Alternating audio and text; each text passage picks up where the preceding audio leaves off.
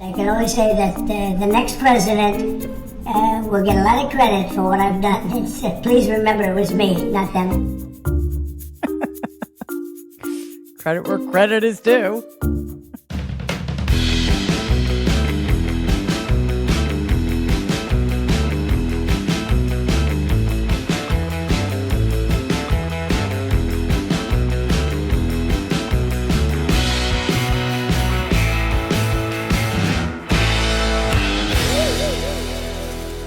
And welcome to this week's episode of Trump Trolls Trump. It's now been 572 days since Inauguration Day last year, and we are taking a look back at week 82. The jobs report came out last week, and it was ugly. Does Donald get credit for that? No, sorry. We're still blaming Joe Biden. My apologies. Instead of adding the roughly 80,000 jobs economists expected, because they're an optimistic bunch, the economy actually lost 23,000 jobs, which is the opposite of what's supposed to happen. At the same time, the jobs numbers for May and June were revised downward by another 103,000, which means simply that we lost jobs last month, and in May and June, we made more, I should say, Donald and his regime made 133,000 fewer jobs than we had been told. Just because, we get tired of winning. AAA now says that gas is averaging $4.07 a gallon. That's up from about $3.13 on Inauguration Day, January 20th, 2025. That's about a 30% increase. And of course, grocery prices are still up. The Trump regime is still waging war with Iran with no end in sight and still no plan. Meanwhile, Donald's approval numbers continue to hover around the low 30s, lower than any other president of the modern era. But listen, because we're dealing with Donald and because he grew up in this environment of toxic positivity, it would be fatal to do anything other than look at all of the horrors going on and coming to this conclusion. Everything is great. Everything's fantastic. There is nothing to see here other than the gloriousness of Donald Trump. The country's doing well. The stock market's fantastic record. We have 79 records so far in a short period of time. More people are working right now in the United States than ever before. And prices are dropping fast. Iran is going fine, going just absolutely fine. We totally control the Strait of Hormuz. We have control over it. Nobody else, only us. Our Navy is unbelievable. And things are going great for our country. Mm-hmm. Oh, by the way, I understand he gets confused. He's old and in serious cognitive decline. So it's understandable if he would mix things up. There is one thing that is falling fast. That's his poll numbers. So this close. Treasury Secretary Scott Bessent was asked this week about consumer sentiment. Millions of Americans are worried about rising gas prices, the cost of groceries, utilities, and they're struggling to pay the bills. But according to Bessent, it really is one of the people in the regime who has his fingers on the pulse of what the American people want. He says that people's feelings don't matter because their lived experience, deep down, underneath all the inability to pay for anything, the inability to get a job, they know everything is great. Why aren't we seeing this sentiment? Why are people feeling better? Well, I when I was in the investment business, there are consumer surveys, but I used to look at what are the people really doing. So at Treasury, we have loads of CEOs come through, whether they're in retail, credit card, the banks, and the consumer, while they may be sounding grim, is actually quite buoyant. Mm-hmm. So we are seeing spending has been very solid across most categories. So they might not feel good, but Well, look, in their heart of hearts, they feel good. I'm not sure what they're telling the survey people. I don't even know what to say, except, when it's coming from inappropriately smiley person, Scott Bessent, of course I'm going to believe that. I want to talk a little bit about Bruce Blakeman. He's a Republican running to be governor of New York. Good luck with that, by which I mean you're going to lose horribly. In part because, not just because he's a Republican, because sadly, New York State has a track record of electing Republican governors, but because Blakeman is just an utterly unhinged, full-blown MAGA Republican. He's worked closely with ICE. He's targeted transgender athletes. He created an armed volunteer deputy force, whatever that means, but it doesn't sound good. And of course, he has Donald's full endorsement, which probably means he's done horrible things in his personal life too. Maybe some people might be saying that. So he's not a moderate New York Republican, which, by the way, is probably an endangered species at this point, if we're being honest. So Blakeman is running as Donald's guy in New York. He went on Fox Day TV Business Edition with Stuart Varney to explain why that's a good thing for the state. Take a look. Republican gubernatorial candidate Bruce Blakeman. Now, the New York Times says the president could make or break Blakeman's bid for governor. Blakeman joins me now. Bruce, welcome to the show. Some people think that Trump's visit will help you. Will not help you. He's not that popular in New York City. You don't read it like that, do you?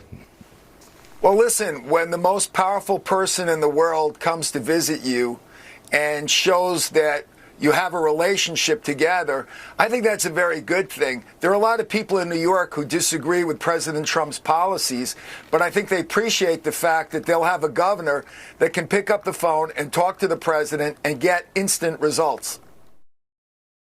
Like what? What instant results? We don't want any of those results.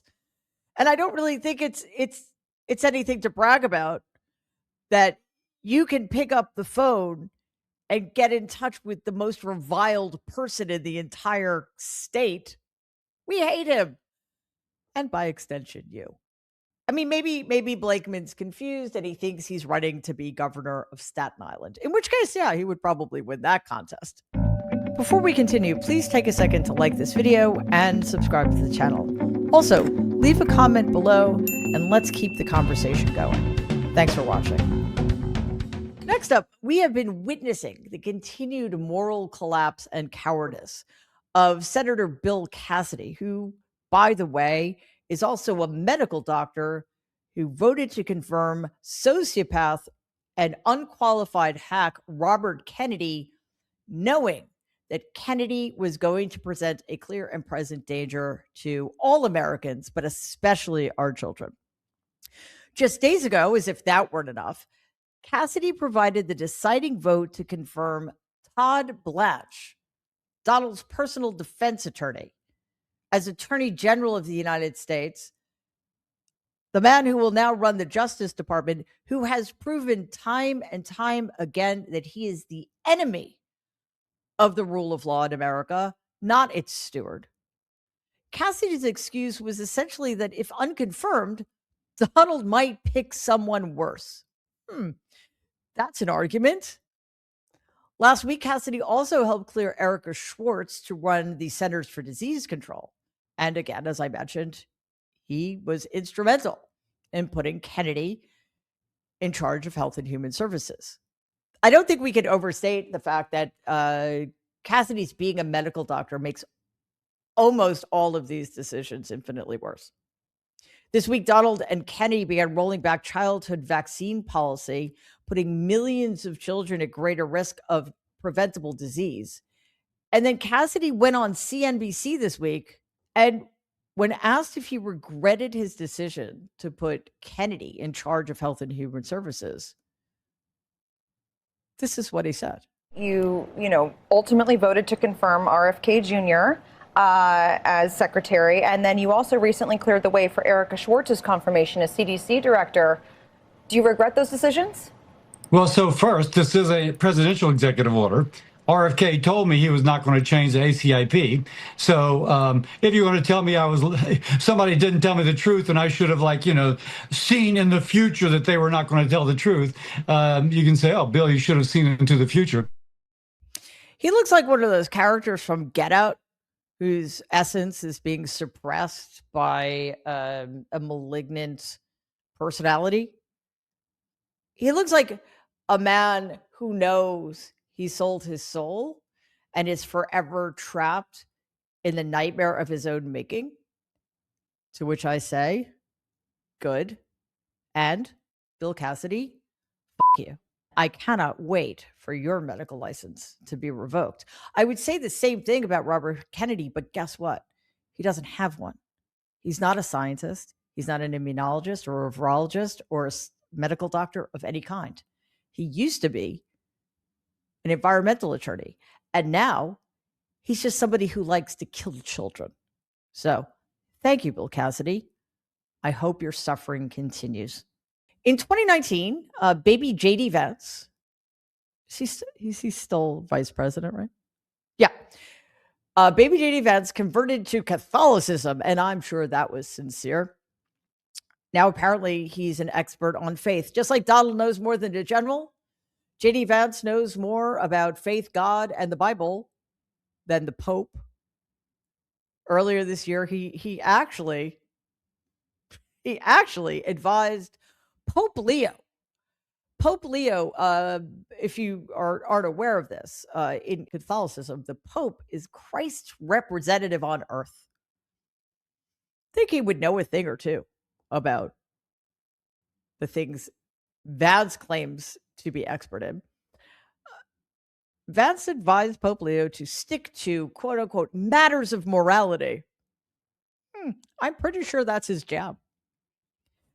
This is the same J.D. Vance who visited Pope Francis and killed him simply by standing next to him.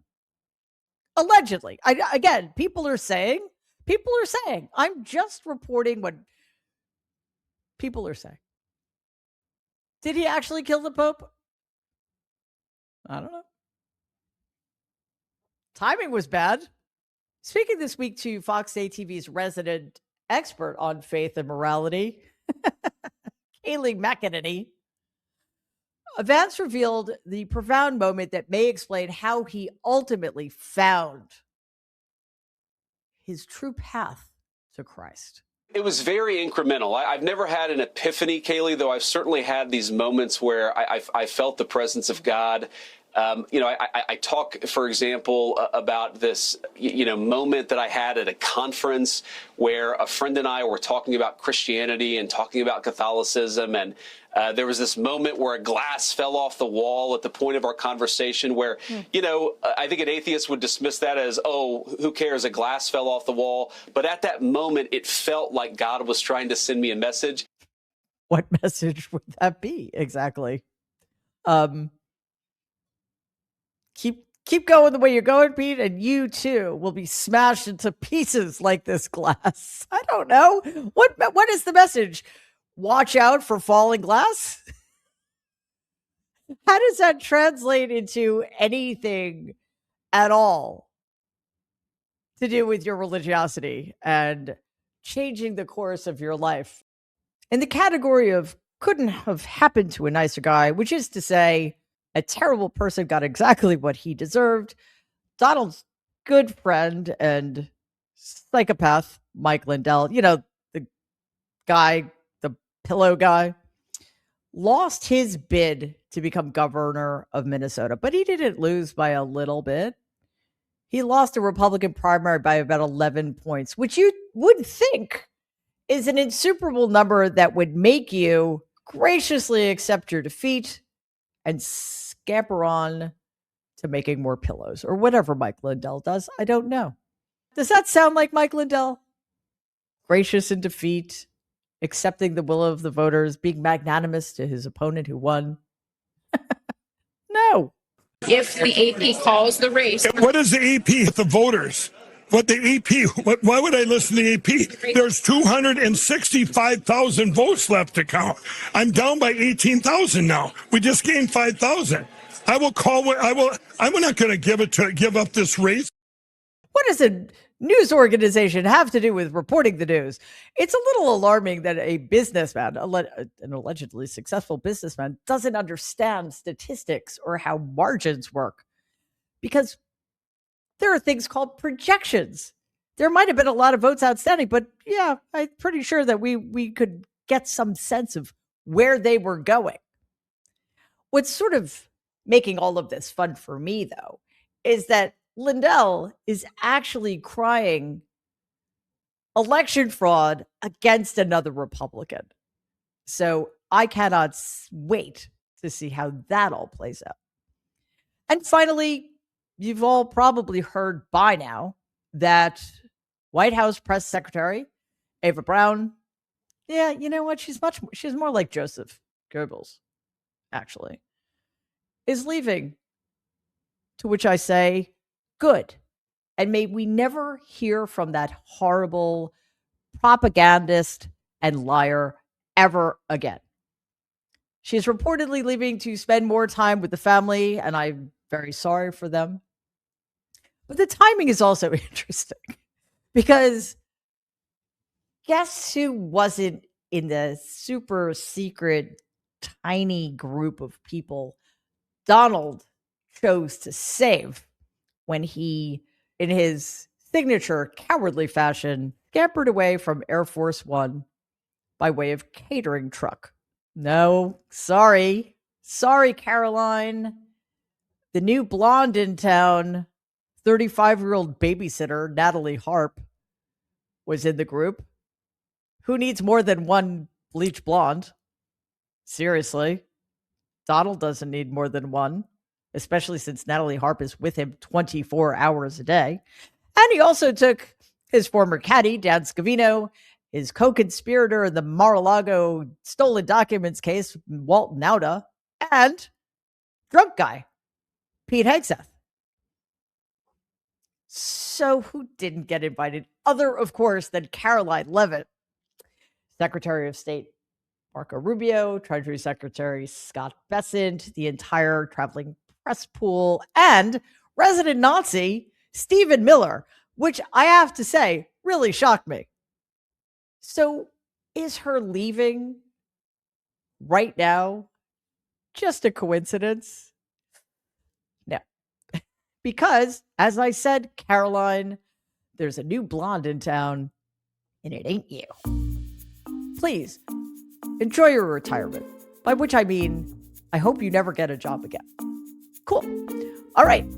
That's it for us. Thank you so much for watching this week's episode of Trump Trolls Trump. Remember, we will be back next week and every week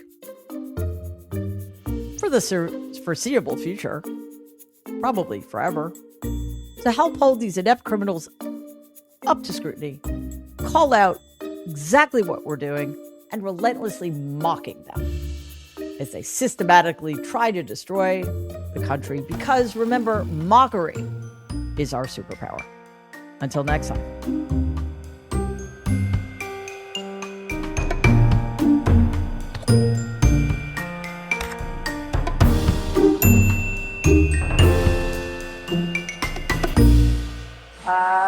I don't worry about anything, to be honest. Whatever it is, you know my attitude? Whatever.